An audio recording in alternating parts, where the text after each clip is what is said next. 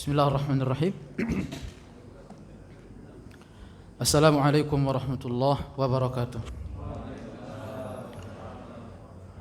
Innal hamdalillah nahmaduhu wa nasta'inuhu wa nastaghfiruh wa na'udzu billahi min shururi anfusina wa sayyiati a'malina. Man yahdihillahu fala mudilla lahu wa man yudlil fala hadiya lahu. Wa ashhadu an la ilaha illallah wahdahu la syarika lahu. وأشهد أن محمدا عبده ورسوله لا نبي بعده. قال الله سبحانه وتعالى يا أيها الذين آمنوا اتقوا الله حق تقاته ولا تموتن إلا وأنتم مسلمون.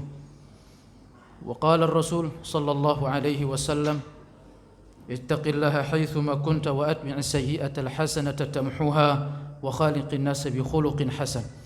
وقال الرسول صلى الله عليه وسلم إن أصدق الحديث كتاب الله وخير الهدي هدي محمد صلى الله عليه وسلم وشر الأمور محدثاتها وكل محدثات بدعة وكل بدعة ضلالة وكل ضلالة في النار أعاذنا الله وإياكم من النار. Kaum muslimin, bapak-bapak saya dan ibu, di malam hari ini alhamdulillah kembali kita bisa duduk bersama, berjumpa dan bersua untuk bersama-sama kembali menghidupkan dari jalsah dirasiyah kita atau jalsah ta'alimiyah kita. Duduk belajar pada bab membahas asy-syama'il al-Muhammadiyah, kesempurnaan kepribadian baginda Rasulullah sallallahu alaihi wasallam.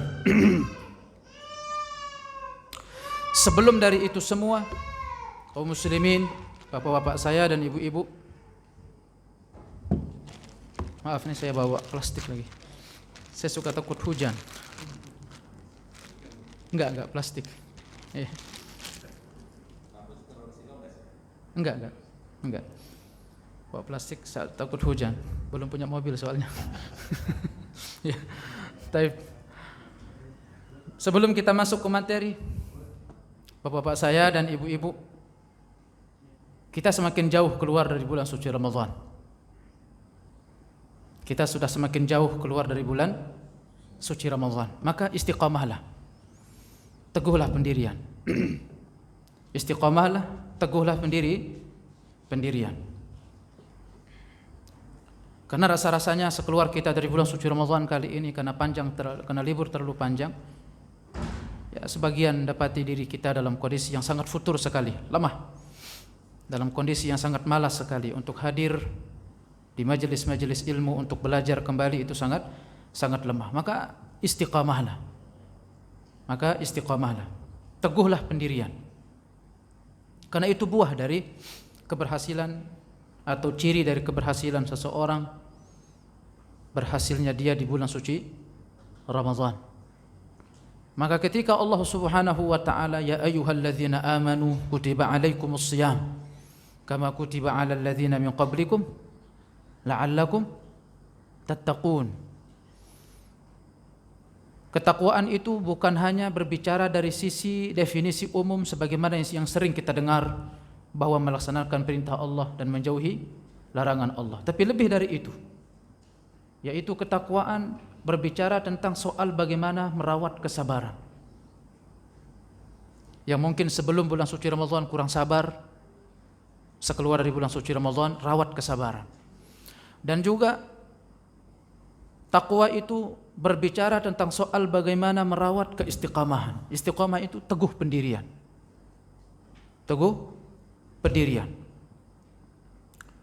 Sebagaimana tentang itu Allah Subhanahu wa taala pernah nasihatkan kepada Rasulullah sallallahu alaihi wasallam.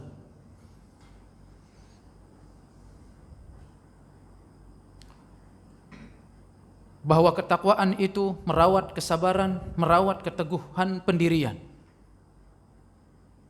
Makanya orang yang bertakwa itu mendapatkan akhir hidup yang indah dari hasil dari ketakwaan. Sebagaimana yang Allah Subhanahu wa taala katakan kepada Rasulullah, fasbir innal aqibata lil muttaqin. Bersabarlah engkau wahai Muhammad, karena sesungguhnya akhir hidup yang indah itu hanya bagi orang-orang yang bertakwa. Sebelumnya Allah Subhanahu wa taala mendatangkan kisah pendahulu beliau, seorang rasul, Nabi Nuh alaihis salam. Karena bahwa di perjalanan dakwah beliau tidak akan lurus dan mulus begitu saja. Maka bertakwalah wahai Muhammad. Maksudnya apa? Bersabar. Ketika Nabi Nuh alaihis salam diutus oleh Allah selama berapa tahun? 950 tahun. Wa ma amana ma'ahu illa qalil. Tidak beriman dengan Nabi Nuh alaihi salam kecuali sedikit saja. Banyaknya itu membangkang kepada dakwah Nabi Nuh. Padahal Allah Subhanahu wa taala mengutus nabi itu dari kalangan mereka, manusia. Dan bahkan Allah mengutus nabi itu dari kaum dia sendiri. Bahkan Allah mengutus dari dia itu dari kaum yang dari bahasa mereka sendiri. Wa ma amana ma'ahu illa qalil. Tidak beriman kepada Nabi Nuh kecuali sedikit saja. Tetapi karena berkat keulatan Nabi Nuh, kesabaran Nabi Nuh, keteguhan pendirian Nabi Nuh alaihi salam, maka Allah kasih kepada beliau akhir hidup yang indah. Allah hancurkan orang-orang yang ingkar kepada Nabi Nuh, dan Allah menyelamatkan Nabi Nuh bersama kaumnya yang sedikit. Dan setelah itu Nabi Nuh dijanjikan dengan syurga. Maka datang setelah itu Allah mengingatkan Rasulullah, fasbir innal aqibata lil muttaqin. Bersabarlah engkau wahai Muhammad, karena sesungguhnya akhir hidup yang indah itu hanya milik orang-orang yang bertakwa. Nah, itu nasihat kita, ibu saya dan bapak-bapak saya. Sekeluar kita semakin jauh dari bulan suci Ramadan, maka istiqamahlah, teguhlah pendirian. Teguhlah pendirian sebagaimana Rasulullah sallallahu alaihi wasallam. Pernah ada sahabat bernama Abi Amrah Sufyan ibni Abdillah datang kepada Rasulullah bertanya, "Ya Rasulullah, qul li fil Islami qawlan la as'alu anhu ahadan ba'dak atau ahadan ghairak." Ya Rasulullah, beritakan kepadaku tentang atau sesuatu tentang Islam yang tidak akan aku tanyakan setelah engkau kepada orang lain ya Rasulullah. Maka apa sabda baginda? Qul thummas atau qul amantu billahi thummas istaqim. Katakanlah aku beriman kepada Allah, lalu teguhlah pendirian.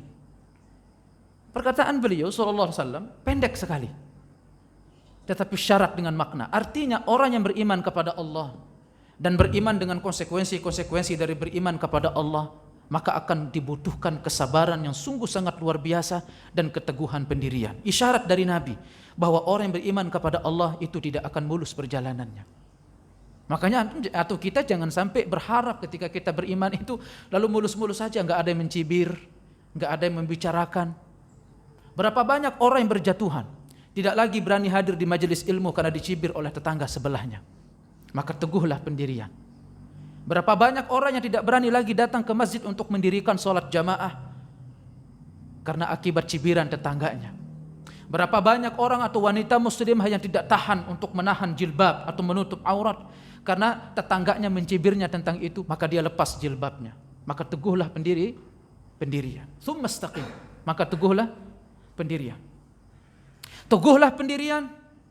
Juga di dalam ayat Allah Subhanahu wa taala katakan, innal ladzina qalu rabbunallah tsumma istaqamu tatanazzalu alaihimul malaikatu alla takhafu wa la tahzanu wa abshiru bil jannati allati kuntum tu'adun. Sesungguhnya orang-orang yang berkata Tuhan kami adalah Allah. Itu maksudnya apa? Keimanan. Cocok sebagaimana yang beliau katakan, qul amantu billah. Orang-orang yang berkata bahwasanya Tuhan kami adalah Allah, tsumma istaqamu, kemudian dia istiqamah. Kata para ulama, kemudian dia istiqamah maksudnya dia ikhlas. Karena tidak ada orang yang akan bisa istiqamah kecuali dengan keikhlasan. Maka seseorang yang masuk hijrah tanpa ada embel-embel di dalam hatinya rasa duniawi, maka insya Allah Allah akan bimbing. Tetapi orang yang memulai hijrah tetapi ada terbetik dunia di dalam hatinya, maka orang seperti ini kemungkinan besar Allah akan lepas bimbingannya. Maka istiqamahlah, ikhlas. Makanya bapak saya, orang yang kemarin di bulan suci Ramadan, kecil atau sedikit dia melakukan ibadah, tetapi dia bangun di atas keikhlasan, maka insya Allah itu yang akan bertahan. Tetapi siapa yang bangun sholat malam, yang mungkin dia sholat dari maghrib sampai subuh, Tetapi ada mungkin terbesit di hatinya itu keduniaan, ingin dilihat oleh orang, akhirnya hilang keikhlasan. Ibadah yang seperti ini tidak dibangun di atas keikhlasan, maka tidak akan bertahan. Ada yang menyebut bahwasanya tsumma istaqamu, istiqamah maksudnya ikhlas. Kemudian juga para ulama ada yang mengatakan bahwasanya qalu rabbunallahu tsumma istaqamu, yaitu orang-orang yang mempertahankan ibadah amal salehnya. Maksudnya besar atau kecilnya. Makanya bapak saya, ibadah yang sudah kita bangun kemarin di bulan suci Ramadan jangan dilupakan begitu saja. Setidaknya sholat malam yang kemarin kita taraweh sekeluar kita dari bulan suci Ramadan, mungkin sebelum kita menuju sholat subuh, belum sholat subuh, mungkin barangkali waktu 25 menit atau 15 menit, cobalah sholat 2 rakaat, sholat malam ditutup dengan sholat witir satu rakaat. Jangan memberatkan diri. Naam, mungkin lebih afdal bahwasanya sholat malam itu di pertengahan malam. Pertengahan malam kapan? Jam 3 atau jam 12? Jam 12 malam. Kalau orang menghitung dia dari maghrib, berarti pertengahannya jam 12. Berarti afdal sholat malam itu jam berapa? Jam 12. Kalau orang menghitung dari setelah sholat isya, maka pertengahan malam itu adalah jam 3. Itu lebih afdal. Tetapi untuk kita merawat keistiqamahan, maka setidaknya kita bisa mempertahankan 2 rakaat dan 1 rakaat dari sholat witir. Itu dimaksudkan dengan istiqamah. Kemudian Allah mengatakan tsumma tatanazzalu alaihimul malaikah. Terhadap orang-orang yang istiqamah ini akan turun kepada mereka para malaikat. Dengarkan ya adik-adik saya di belakang. Akan turun kepada mereka para malaikat. Real malaikat turun. Ya. Allah melanjutkan firman-Nya, tatanazzalu alaihimul malaikatu alla takhafu wala tahzanu. Para malaikat turun kepada mereka dan berkata, kalian jangan takut dan kalian jangan bersedih hati. Berkata para ulama tafsir, kalian jangan takut untuk perkara akhirat.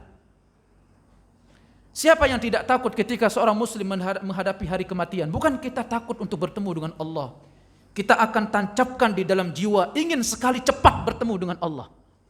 Itu keindahan bagi seorang mukmin, ingin cepat bertemu dengan Allah Subhanahu wa taala. Tetapi kadang ketakutan kita itu mungkin karena amal soleh kita kurang, akhirnya kita takut ingin cepat mati.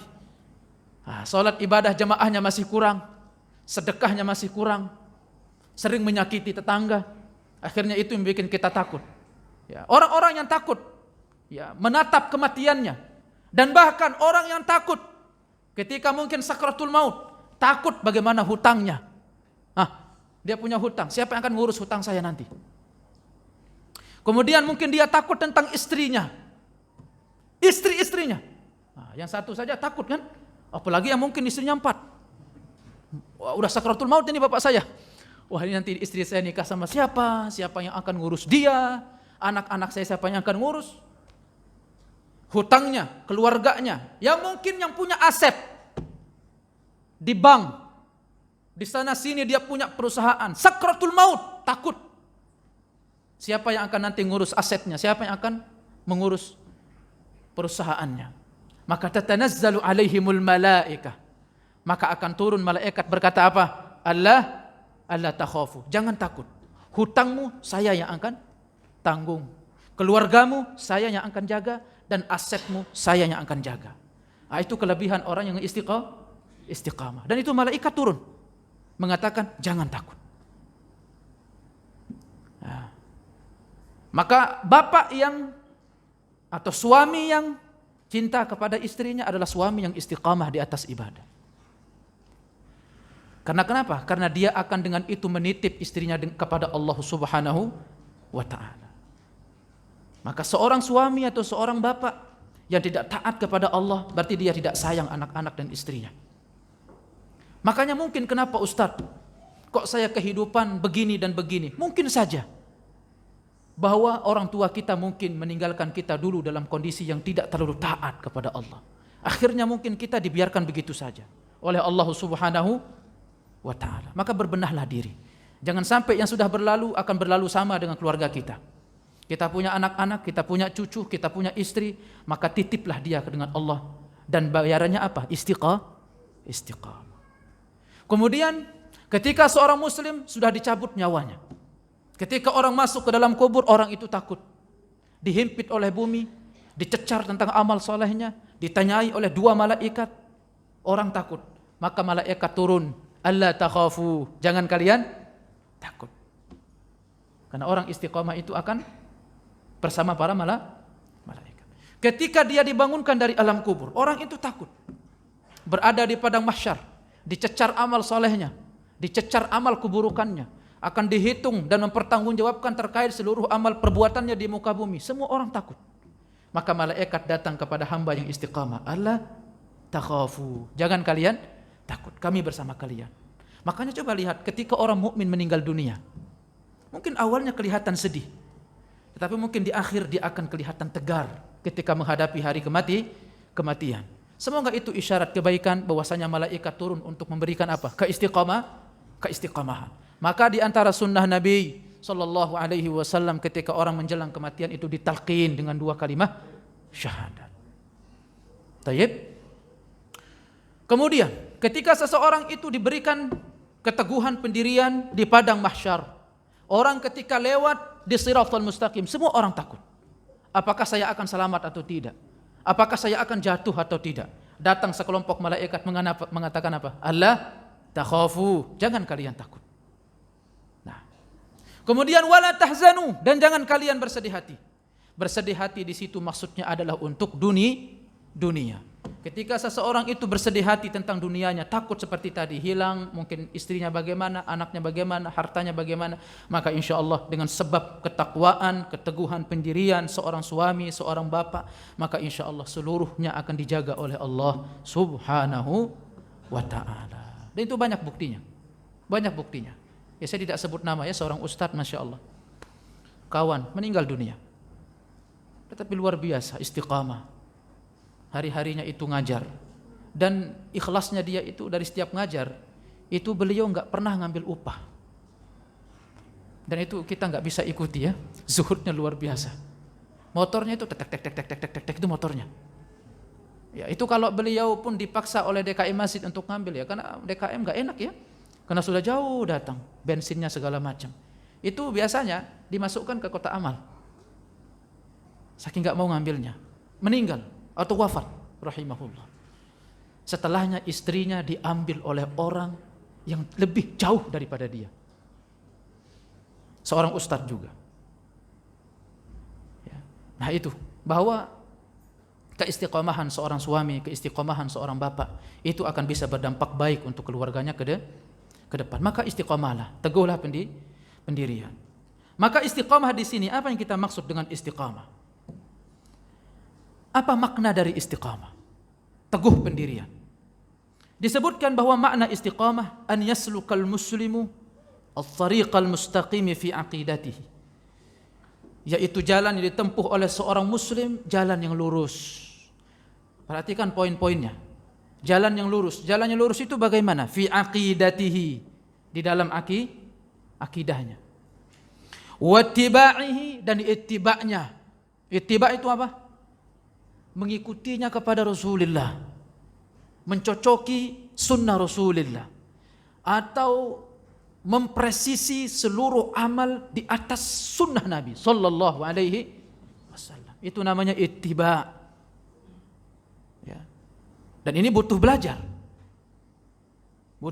Dan butuh belajar tidak 1 hari 2 hari.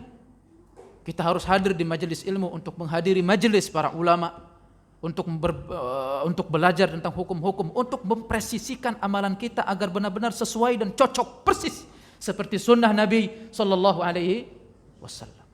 Itu disebut dengan ittiba. Wa ibadatihi, dan di dalam ibadahnya. Poin pertama apa tadi? Akidah. Poin kedua ittiba. Poin ketiga ibadah. Wa muamalatihi, dan muamalahnya, pergaulannya, ya. Wa akhlaqihi, dan akhlaknya. 4 poin. Kemudian yang kelima, wa fi jami'i syu'unihi fima yata'allaqu bi amri syar'i, dan seluruh lini kehidupan yang berkaitan tentang hukum-hukum syariat, atau yang berkaitan dengan hukum syariat. Itu 5 poin yang harus diperhatikan. Jadi istiqamah, teguh pendirian, bukan hanya soal teguh pendirian, tetapi di atas akidah, di atas ittiba, di atas ibadah, di atas muamalah, di atas akhlak, atau seluruh kehidupan kita yang berkaitan dengan syariat. Kita masuk atau menyentuh poin yang pertama, akidah. Istiqamah di atas akidah secara garis besar, wa yastaqimu fi aqidatihi, yakni tuwafiqu aqidata ahli sunnati wal jamaah. Yaitu akidah yang berkesesuaian atau yang sesuai dengan akidahnya ahlu sunnah wal jamaah. Dan ini dituntut ilmunya. Nah, ini juga belakangan nanti juga akan ada gerhana lagi. Tanggal berapa? 10? Enggak tahu ya. Nah, nanti ada gerhana lagi nih. Kemarin ada gerhana. Ini datang lagi gerhana, Masya Allah. Ini subhanallah. Gerhana ini seakan-akan sering sekali sekarang gerhana. Dan memang annahu min alamat as-sa'ah. Karena itu di antara tanda-tanda hari kiamat. Maha benar dari sabda Rasulullah sallallahu alaihi wasallam. Jauh hari Rasulullah sudah mengatakan di antara bahwasanya akhir dari dunia itu akan berakhir sering terjadi gerhana. Dan itu keyakinan seorang muslim bahwa dunia ini akan berakhir, tidak akan selama-lamanya. Ya, tidak akan selama-lamanya. Dan itu qalbun salim, hati yang selamat. Hati yang selamat itu kata Al-Imam Ibnu Sirin muaranya ada 3. An ya'lama anna Allah haq, yaitu dia berkeyakinan bahwasanya hanya Allah yang benar. La ilaha illallah. Makanya kata Imam Ibnu Abbas, qalbun salim an yashhad an la ilaha illallah. Hati yang selamat itu adalah hati yang bersaksi tidak ada ilah yang berhak disembah di muka bumi ini kecuali Allah. Dengan seluruh konsekuensi. Maka tidak selamat hatinya orang yang mengatakan Tuhan ini selamat, Tuhan ini selamat. Tidak selamat hatinya. Tidak selamat orang yang mengatakan agama ini benar, agama ini benar. Tidak selamat. Sampai dia meyakini bahwa tidak ada agama yang paling benar kecuali agama Islam. Wa hadza aqaid min aqidatil Islam. Dan ini akidah dari akidah Islam. Enggak boleh dirubah. Kemudian muara kedua kata Imam Ibnu Sirin yaitu apa? Anna sa'ata atiyatul la raiba fiha. Bahwa dunia ini akan berakhir. Bahwasanya kiamat pasti akan hadir. Ya. Kemudian yang ketiga kata beliau muara hati yang sehat itu adalah annallaha yab'atsu man fil qubur, dan Allah Subhanahu wa taala akan membangkitkan penduduk kubur untuk menuju padang mahsyar, untuk Allah cecar seluruh amal perbuatannya, ditanyai untuk dipertanggungjawabkan seluruh amal perbuatannya di muka bumi. Dan itu pasti akan terjadi. Itu muara hati yang selamat. Kalau dia bermuara dari 3 hal ini, maka insya Allah hati itu akan bisa dikontrol. Taib. Yaitu akidah ahlus sunnah wal jamaah. Ini harus dipelajari. Ya. Terkait gerhana, ya nanti mungkin juga akan gerhana lagi nih, gerhana matahari. Dulu masyarakat jahiliyah, ya, atau mungkin masyarakat dulu, bukan jahiliyah. Ya. Bahkan orang-orang mungkin di dekat Rasulullah Sallallahu Alaihi Wasallam. Ketika terjadi gerhana, ada yang mengatakan bahwa atau berakumulasi bahwa gerhana ini terjadi karena wafatnya anak Nabi Muhammad, namanya Ibrahim. Makanya Rasulullah sallallahu alaihi wasallam salat 2 rakaat. Setelah itu beliau berkhutbah. Innal qamara ay inna asy-syamsa wal qamara ayatan min ayatillah. La yankhasifani li mauti ahadin wala li hayati.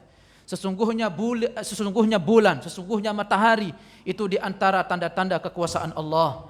Maka sesungguhnya keduanya tidak terjadi gerhana karena matinya seseorang, karena hidupnya seseorang. Dan keyakinan ini masih dibangkitkan oleh sebagian orang. Bahwasanya gerhana ini diakibatkan oleh si wali gaus lagi marah. Allahul musta'an, mana kamu sisakan untuk Allah? Gerhana bulan karena wali kutub lagi marah. Allahul musta'an. Dan itu Rasulullah jauh hari sudah dibantah oleh Rasulullah sallallahu alaihi wasallam. Ketika mungkin lautan itu naik, mungkin suhu dari dari panasnya kemudian ombaknya tinggi, bahwasanya wali kutub lagi marah, jin Nyi Roro Kidul lagi marah. Nah, kemudian pohon yang mungkin dianggap keramat, batu-batu yang dianggap keramat, didatangkan makanan atau sesajen-sesajen, dia minta di situ karena dianggap bahwasanya leluhur di situ ada yang tinggal. dan dimuliakan serta diagungkan dan bahkan takut sama batu. Allahul musta'an. Dan itu ada di sebagian kaum muslim. Aqidah Ahlus Sunnah wal Jamaah. Itu yang disebut dengan istiqamah di atas akidah, dan ini dituntut ilmunya. Bagaimana harusnya seorang hamba berinteraksi dengan perbuatan Allah. Bahwasanya hanya Allah yang menurunkan hujan. Hanya Allah yang mengatur jagat alam raya ini. Tidak ada orang lain. Tidak ada diwakilkan kepada wali fulan, itu enggak ada. Wali fulan itu kalau sudah meninggal, ya sudah meninggal, dihisap amalnya oleh Allah Subhanahu wa ta'ala. Kita bukan arti kurang ajar kepada wali. Wali adalah kekasih-kekasih Allah Subhanahu wa ta'ala. Mendapatkan keutamaan-keutamaan di sisi Allah, dan mungkin mendapatkan hal-hal yang mungkin bagian-bagian dari luar biasa yang diberikan kepada wali Allah. Tetapi tidak arti bahwasanya lalu rububiyah Allah kita berikan kepada wali. Siapa yang mencipta? Allah. Tidak ada pencipta selain Allah. Siapa yang mengurus langit? Allah. Tidak ada mencipta atau tidak ada mengurus langit kecuali Allah. Siapa yang menciptakan pohon? Allah. Dulu di masa Imam Muhammad ibn Abdul Wahhab atau Muhammad At-Tamimi pernah terjadi masa seperti ini. Orang-orang kembali ke kuburan, orang-orang kembali ke batu-batuan, orang-orang kembali ke pohon-pohon yang dianggap keramat. Mereka di situ kumpul dan mereka meninggalkan masjid. Bukan lagi masjidnya ramai, tetapi kuburan-kuburan, tetapi bebatuan-bebatuan yang ramai. Karena mereka terjadi hal-hal seperti itu. Ya, mistis-mistis, ya, animisme atau dinamisme dari keyakinan-keyakinan mereka. Maka muncullah dakwah islahiyah untuk mengajak kepada akidah Ahlus Sunnah wal Jamaah. Ini tidak bahas kita di sini. Kemudian bagaimana harusnya interaksi seorang hamba dengan uluhiyah? Bagaimana seorang itu harus mentauhidkan Allah di dalam ibadah? Jangan sampai engkau cinta kepada Allah, di samping itu engkau cinta kepada selain Allah. Jangan sampai engkau berdoa kepada Allah, tetapi di samping itu engkau berdoa kepada selain Allah. Di masjid, ya Allah. Di kuburan, wahai fulan, agisni, tolong aku. Di masjid dia mengatakan, ya Allah. Nanti di kuburan mengatakan, ya Abdul Qadir Jailan, agisni. Lama hadza. Ya Muslim. Di masjid dia mengatakan, ya Allah. Di sana dia mengatakan, wahai Abdul Qadir Al-Jailani, bantulah aku. Bagaimana harusnya seorang hamba berinteraksi di dalam ibadahnya. Kemudian bagaimana harusnya seorang hamba berinteraksi di dalam asma' was sifat. Menetapkan nama-nama Allah dan sifat-sifat Allah berdasarkan kabar yang disampaikan oleh Allah dan kabar yang disampaikan oleh Rasulullah bighairi takyif. Tidak boleh dibagaimanakan. Wa bighairi ta'til. Tidak boleh dita'til. Tidak boleh ditakwil. Ya, dan tidak boleh ditashbih, dia ditamsil, tidak boleh disurupakan, dan tidak boleh dirubah maknanya, dan tidak boleh dirusak maknanya. Tetapkan sebagaimana ketetapan datang dari Allah dan Rasulullah sallallahu alaihi wasallam. Hadhihi hiya al-aqidah, dan itulah yang disebut dengan istiqamah di atas aqidah. Wa an yastaqima aidan, ay wa yastaqimu fi ittiba'ihi lirrasul sallallahu alaihi wasallam. Lalu istiqamah di atas ittiba. Maksudnya apa? Fala ya'malu amalan yataqarrabu bihi ila Allah illa idza kana alaihi amru Rasulillah sallallahu alaihi wasallam. Dia tidak mendekatkan diri kepada Allah dengan salah satu amalan kecuali amalan itu datang perintahnya dari Rasulullah sallallahu alaihi wasallam. Baik secara asal maupun sifat. Bentuk ibadah itu dan asal ibadah itu. Rasulullah sallallahu alaihi wasallam mensyariatkan kita untuk berdoa kepada Allah. Tetapi sifat dari doa sudah dijelaskan oleh Rasulullah, datang dengannya. Beribadah mendekatkan diri kepada Allah. Rasulullah sallallahu alaihi wasallam memerintahkan kita untuk bersalawat. Maka datanglah salawat dengan sifat salawatnya Rasulullah sallallahu alaihi wasallam. Nah, itu disebut dengan apa? Ittiba. Istiqamah di atas ittiba. Karena Rasulullah SAW bersabda, "Man 'amila amalan laisa 'alaihi amruna fahuwa rad." Siapa yang melakukan satu amalan yang tidak ada perkaranya di atas agama kami, maka dia tertolak. Kemudian, wa an yastaqima aidan fi muamalatihi wa fi akhlaqihi wa fi jami'i syu'unihi, hadhihi hiya al-istiqamatu 'ala ad-din. Inilah yang disebut dengan istiqamah di atas agama. Istiqamah di atas akidah, istiqamah di atas ibadah, di atas muamalah, di atas akhlak, kemudian di atas apa lagi tadi? Dari poin-poinnya? Apa? Ittiba. Nah, inilah jalan yang diridhai oleh Allah. Ya, inilah jalan yang diridhai oleh Allah. Allah Subhanahu wa taala berfirman, "Wa man yushaqiqir rasula min ba'di ma tabayyana lahul huda wa yattabi' ghayra sabilil mu'minina nuwallihi ma tawalla wa nusrihi jahannam wa sa'at masira." Siapa yang mendurhakai Rasul setelah datang, ya, atau setelah jelas untuk dia petunjuk dan dia mengikuti selain dari jalannya orang-orang beriman, maka kami akan leluasakan dia atas apa yang dia pilih dan kami kembalikan dia ke neraka jahanam, dan itu merupakan seburuk-buruk tempat kembali. Karena jalan istiqamah yang seperti inilah yang dilalui oleh Rasulullah dan para sahabat Rasulullah sallallahu alaihi wasallam. Imam Hudzaifah radhiyallahu anhu itu pernah beliau memberikan nasihat dan beliau berkata, "Ittaqullaha ma'syaral qurra," tentang keistiqamahan atau keteguhan pendirian. Apa kata Imam Hudzaifah? "Ittaqullah ya ma'syaral qurra." Menarik di sini ya. Kata beliau, bapak saya, "Bertakwalah kalian wahai orang-orang yang membaca." Orang-orang yang pintar membaca. Orang-orang yang pintar karena kenapa? Isyarat bahwa orang yang pintar membaca peluangnya itu lebih besar untuk dia menjadi orang yang angkuh dan sombong. Dan orang yang pintar membaca peluangnya itu lebih besar untuk dia menjadi orang menyimpang dari jalan istiqamah. Makanya Islam dia butuh qalbun salim, hati yang menerima, bukan orang yang hanya pintar membaca. Maka di sini juga pelajaran bapak saya. Ya. Jangan sampai kita menjadi penuntut-penuntut ilmu yang hanya mencukupkan diri dengan membaca, tetapi tidak mengambil ilmu daripada guru. Karena bisa berbahaya. Ya, sebagian kita dapati mungkin orang menuntut ilmu mencukupkan diri dengan YouTube, mencukupkan diri dengan internet. Dia tahu linknya, dia baca, dia catat, dia kumpulkan. Bukan saya mengatakan haram. Bukan saya mengatakan tidak boleh, tetapi mencukupkan diri dengan menuntut ilmu dari YouTube dan dari internet itu berbahaya. Karena mungkin ada satu hal dari perkara-perkara yang mungkin redaksinya kita dapati, tetapi bagi seorang alim atau ulama menguasai redaksi yang lain, akhirnya hukumnya pun berbeda. Kadang-kadang itulah yang kadang disikapi oleh penuntut ilmu, karena dia mungkin belajar secara langsung melalui internet. Dia tidak belajar dari guru. Akhirnya muncul sikap-sikap yang apatis. Sikap-sikapnya tidak sesuai dengan ilmu yang pernah diajarkan oleh seorang guru. Hati-hati. Makanya kata Imam, "Ya ma'syaral qurra," wahai orang-orang yang membaca. Dan itu banyak sekali contohnya. Ya. Karena mungkin apalagi orang yang mungkin belajar dari terjemah.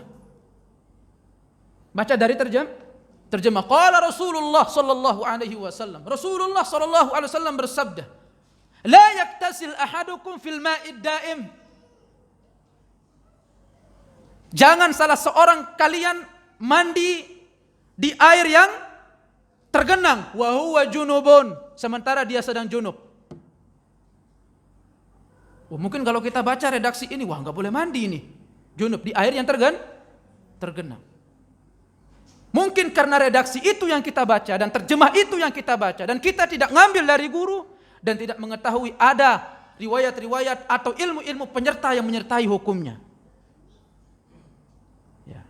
Dan juga qala Rasulullah sallallahu alaihi wasallam, "La yabulanna ahadukum fil ma'id daim wala yaktasilu fihi." Atau thumma la yaktasilu fihi. Tidak boleh salah seorang, jangan sekali-kali salah seorang kencing di air yang tergenang, kemudian kadang-kadang ada riwayat mengatakan wa yaktasilu fi. Ada yang membacanya wa yaktasilu, ada yang membacanya wa yaktasila, ada yang membacanya wa yaktasil, dan itu masing-masing memiliki konsekuensi hukum. Itu kalau enggak diambil dari guru, bagaimana antum akan bisa ambil dari hanya terjemahan? Itu pentingnya orang belajar di hadapan guru. Itu makanya harus semangat orang untuk menuntut ilmu di hadapan guru. Wa yaktasilu, ada konsekuensi hukumnya. Wa yaktasila, ada orang baca wa yaktasila. Kenapa wa yaktasila? Wa an yaktasila. Ada lagi membacanya wa yaktasil, karena kembali ke kalimat la yabul lanna. Kembali ke kalimat la yabul lanna. Ada juga mengatakan wala yaktasil wala yaktasila. Ada juga mengatakan riwayat thumma. Dan itu pun memiliki konsekuensi hukum-hukum yang berbeda berdasarkan penelitian para ulama. Apa hukum orang mandi di air tergenang? Coba Anda bisa jawab? Saya kasih ini air minum. Apa hukum mandi di air tergenang? Mandi junub. Mungkin misalkan hujan, kemudian ada kali tergenang, kemudian perumahan ini kehabisan air, atau mungkin airnya sedikit. Boleh nggak Ustaz saya pakai air tergenang itu untuk mandi junub? Ini dibahas di dalam kitab Taharah. Dan membahas kitab Taharah hukumnya apa? Fardu ain, fardu kifayah? Fardu ain. Belakangan penuntut ilmu kalau ngomong masalah politik jagonya Masya Allah. Ngomongin masalah Taharah mulu. Taharah itu fardu ain. Sekarang saya tanya Bapak saya, lebih ekstrim lagi saya nanya. Hukum mendirikan negara Islam fardu ain, fardu kifayah? Fardu kifayah. Ada orang terlalu fokus bahas masalah negara Islam sementara dia lupa untuk bahas masalah hukum Taharah. Allahu akbar. Makanya ada pelajaran fikih di sini ya. Iya. Itu bukan tugas orang muslim untuk semua angkat bendera, ayo negara Islam. Antum belajar Taharah. Taharah enggak pernah belajar. Air yang boleh dipakai bersuci enggak pernah belajar. Kalau ngomongin masalah politik, Masya Allah. Luar biasa. Pintar sekali. Bagaimana hukum orang mandi junub di air yang tergenang? Di air yang tergenang. Ya hukum asal boleh selama asalnya itu tidak berubah 3 sifat. Baunya, rasanya, kemudian warnanya. Ya. Kata para ulama ya selama itu hukum asal tentang air. Selama itu tidak berubah maka boleh untuk dipakai untuk bersuci. Lalu bagaimana hadis yang tadi? Hadis yang tadi maksudnya itu digabungkan 2 hal. Makanya mengatakan summa yaktasilu fi. Ya. Ada juga riwayat mengatakan summa yaktasilu minhu. Tidak mengatakan fi. Ya. Dia mandi sekaligus di situ dan dia kencing sekaligus di situ. Nah, mungkin ada orang mandi di kali kencing dia, gitu ya. Mandi junub. Makanya para ulama itu berbicara apa hukum kencing di air tergenang. Ini suka mandi-mandi di kolam. Yang suka iseng-iseng nih mandi, kencing gitu di kolam. Teman-temannya lagi mandi, dia kencing gitu ya. Nah, hukumnya apa? Ya, Imam Malik mengatakan kalau sedikit airnya maka haram, tapi kalau banyak sedikitnya makruh. Tetapi kata Imam As-San'ani lebih baik atau lebih benar dalam masalah itu adalah haram secara mutlak. Karena kenapa? Karena bisa mewariskan kemudaratan untuk orang lain. Nah, itu adik-adik yang suka mandi di kali, jangan suka sok-sok kencing ya. Nanti temannya lagi mandi, kencing-kencingan di situ, enggak boleh. Ya itu haram, kata Imam As-San'ani rahimahullahu taala. Bukan soal apa. Ya mungkin orang berpikir ya, mungkin orang masa hal-hal begitu dibahas dalam agama, itulah Islam. Hal-hal itu disentuh oleh agama Islam. Dan bahkan bapak saya ketika ulama mengatakan summa yaktasilu fi, summa yaktasilu min. Dia mandi di dalamnya atau dia mandi darinya. Dia mandi darinya. Nanti akan statusnya berbeda. Bagaimana kalau misalkan saya gabung dua-duanya, saya kencing di situ, saya mandi di situ, tetapi saya cedok airnya, saya pakai untuk berwudu, boleh atau tidak?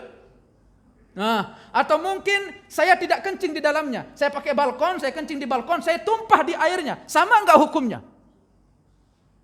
Kemudian di hadisnya mengatakan la yabol, jangan kencing. Lalu bagaimana kalau berak? Sama enggak hukumnya? Karena kalau kencing kan menyebar, langsung menyebar airnya. Tapi kalau berak kan turun ke bawah. Itu sama enggak hukumnya? Taib. Nah, itulah makanya taharah itu sangat penting untuk dibahas. Jangan anggap remeh ilmu taharah. Ya, mulai dari kitab-kitab kecil untuk membahas ilmu fikih. Ya ma'syarul qurra, wahai orang-orang yang membaca. Itu pesan dari siapa? Imam Hudzaifah. Ya ada sampai sekarang ada orang ribut-ribut antara, saya perlu sampaikan ya, perlu saya klarifikasi. Ada orang sampai sekarang ribut-ribut antara soft yang rapat dengan soft yang renggang. Dan bahkan orang yang soft renggang mencibir orang yang softnya rapat. Masih dengar hari ini? Masih dengar bahkan antara antum ikhwan. Allahul musta'an. Begitu ya. Begitu bapak saya. Iya, bahkan sampai ada orang yang merenggangkan saf mentahdzir orang yang merapatkan. Allahul musta'an. Fa hadza laisa talibul ilm atau fa laisa hadza talibul ilm. Ini bukan penuntut ilmu. Sekarang saya tanya bapak saya, hukum merapatkan saf wajib atau sunnah? Antum aja beda ini sekarang ini. Bapak saya yang paling belakang, yang paling tokoh tua. Bapak saya hukumnya apa? Merapatkan saf wajib, sunnah. Hukum itu berdasarkan atau konsekuensi hukum itu berdasarkan hukum antum yang antum bangun. Ketika antum mengatakan saf itu adalah merapatkan saf adalah hukumnya wajib, berarti orang yang merenggangkan saf berarti sholat jamaahnya tidak sah dan dia tidak mendapatkan 27 derajat.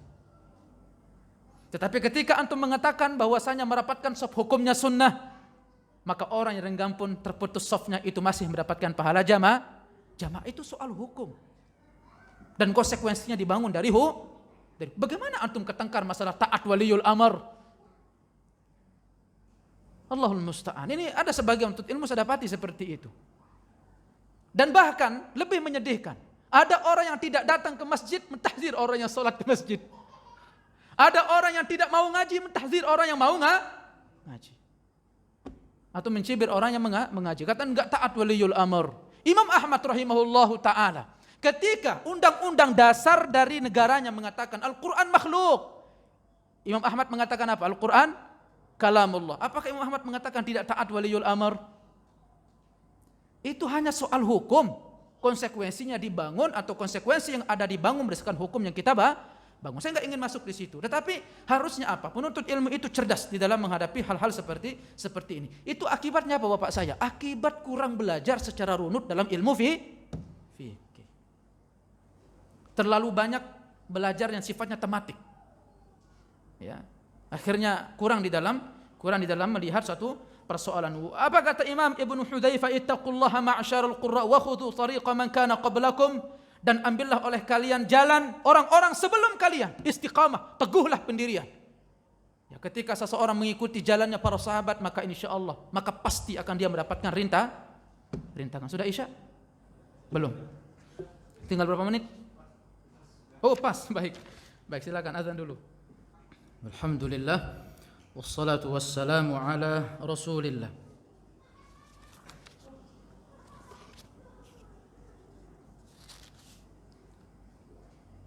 Lalu Imam Hudzaifah berkata, wala in taraktumuhu shimalan wa yaminan dhalaltum dhalalan ba'ida. Kalau kalian meninggalkannya ke kiri dan ke kanan, atau maksudnya menyimpang, maka kalian akan tersesat dengan sesat yang nyata. Maka harus kita cocokkan diri di dalam amalan, di dalam ucapan dengan para sahabat Nabi sallallahu alaihi wasallam. Ucapkanlah ucapan yang pernah diucapkan oleh mereka dan diam dari ucapan yang tidak pernah diucapkan oleh mereka para sahabat Nabi sallallahu alaihi wasallam. Nah, itu istiqamah di atas ittiba. Kemudian apa sebab seseorang itu menyimpang dari jalan istiqamah? Di antaranya disebutkan oleh para ulama, yaitu ittiba'ul hawa, yaitu mengikuti hawa nafsu. Mengikuti hawa nafsu. Dan ini sekarang banyak. Hal ini banyak menjangkiti para penuntut ilmu. Tapi kalau penuntut ilmu itu lebih keren ya. Kalau mungkin orang awam, dia merasa mungkin dirinya terjangkit hawa nafsu. Karena mungkin merasa dirinya mungkin tidak memiliki ilmu pengetahuan yang banyak, dia cepat untuk sadar. Tetapi penuntut ilmu sulit untuk sadar. Karena apa? Karena hawa nafsu kadang-kadang dia nilai sebagai sebuah kebenaran. Maka selalu kita berdoa, Allahumma inna nas'alukal huda wat tuqa wal afafa wal ghina. Allahumma ya muqallibal qulub. Ya. Kita berdoa ke istiqamah. Allahumma arinal haqqa haqqa warzuqna ittiba'ah. Dan doa-doa yang lainnya. Ittiba'ul hawa. Ittiba'ul hawa wa huwa mailun nafsi aw tabi' ila syai'. Yaitu kecondongan karakter, tabiat atau sifat kepada sesuatu. Itu namanya hawa. Ya, itu namanya hawa. Makanya hati-hati. Berapa tahun pun engkau mengaji, berapa tahun pun engkau menuntut ilmu, tetapi kalau karakter dan tabiatmu enggak bisa berubah, Maka ini sangat berbahaya bagi seorang penuntut ilmu. Bertahun-tahun dia ngaji, tetapi masih suka mukul istri. Tabiatnya belum berubah. Bertahun-tahun dia ngaji, masih suka bentak istrinya. Bahkan mukul wajah, sedikit-sedikit cerai. Tabiatnya belum berubah. Berapa tahun pun dia ngaji, kadang-kadang dia pilih-pilih kajian. Antara Ustadz Fulan. Sama-sama salafi. Ya, tetapi apa? Hanya masalah tabiat, dia nggak suka. Ada kadang-kadang berapa tahun pun ngaji, masalah yayasan pecah. Karakter dan tabiatnya nggak berubah. Nah, itu namanya ittiba'ul hawa, mengikuti hawa nafsu. Dan itu sangat berbahaya Bapak saya. Makanya saya pernah juga di ibu-ibu, itu ada kadang sifat-sifat dari ibu-ibu itu suka geng-gengan kadang-kadang. Iya, suka geng-gengan. Kalau sama gengnya yang mungkin enak secara perasaan dia bergaul. Kalau enggak gengnya enggak mau bergaul. Dan itu terjadi di tengah-tengah ibu-ibu yang sudah lama menuntut ilmu. Tabiat dan karakternya enggak berubah. Maka orang seperti ini belum pantas untuk dikatakan sebagai orang yang muhajirun. Orang-orang yang berhijrah. Saya enggak mengatakan bahwasanya hijrah zahir itu tidak penting. Tetapi lebih penting daripada itu, bagaimana seseorang untuk terus berbenah diri terkait soal hati dan tabiatnya untuk berubah. Orang Lombok ada sifat karakternya. Orang Padang ada sifat dan karakternya. Orang Jawa ada sifat dan karakternya. Orang Sunda ada sifat dan karakternya. Tetapi ketika dia sudah mengenal ilmu, karakter dan sifatnya itu berubah. Itulah orang yang disebut hijrah. Orang Lombok mungkin sifatnya suka pelit, misal begitu ya. Ini contoh. Saya nggak katakan Padang ya. Orang Lombok misalkan dikenal sebagai orang pelit, tetapi setelah dia mengaji bertahun, karakternya berubah, tabiatnya berubah, menjadi orang yang pemurah. Itu hijrah.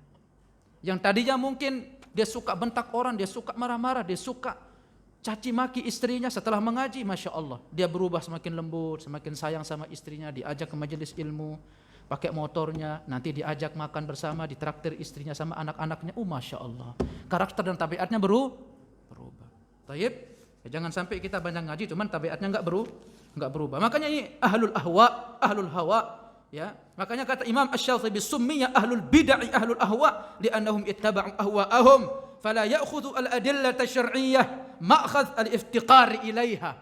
Makanya kenapa ahli bid'ah itu disebut sebagai ahlul ahwa oleh Imam Syatibi? Karena kenapa? Karena mereka meninggalkan nas hanya untuk mengikuti hawa nafsu. Banyak saya dapati real contoh-contoh seperti itu. Ketika seseorang itu lebih mau meninggalkan masjid yang tidak sesuai berdasarkan mazhab yang mungkin dia pegang, dia tidak mau hadir untuk sholat jamaah. Ini penyakit Bapak saya. Di mana-mana, di perumahan, dimanapun ini penyakit. Dan bahkan tokoh-tokohnya itu menggiring opini masyarakat bahwasanya masjid itu jangan datang, jangan sholat jamaah di situ. Akhirnya umat nggak sholat jamaah, nggak nuntut ilmu. Allahul musta'an. Makanya Imam Syafi'i mengatakan la an yalqallaha al-'abdu bi kulli dzam ma khala syirka billahi khairun min an yalqallahu bi syai'in min hadhil ahwa'i min hadhil bid'ah, kata beliau. Seseorang itu nanti datang kepada Allah dengan membawa dosa yang banyak. Selain dosa apa? Hawa atau bid'ah. Selain dia membawa dosa apa? Dosa syirik. Semua dosa dia bawa. Ya. Selain dosa syirik, itu lebih baik dengan orang yang membawa banyak amal soleh beserta hawa nafsu. Min ahli bid'ah, kata Imam Syafi'i, dari penyimpangan faham. Dan ini penyakit Bapak saya. Itu hanya utas masalah hawa nafsu. Masalah eksistensi, siapa yang ingin tampil di masjid itu? Hanya mungkin soal di masjid itu mungkin ada imamnya, mungkin tidak melakukan kunut subuh. Kunut subuh hukumnya sunnah. Bertengkar sampai enggak ada orang mau sholat berjamaah ke masjid. Dan ini yang saya banyak klarifikasi di tempat-tempat umum. Alhamdulillah banyak masyarakat yang memahami itu. Karena kenapa? Karena memang itu jarang dibahas dari sisi hukumnya. Lebih banyak tokoh-tokoh itu membahas dari sisi apa? Dari sisi provokasinya.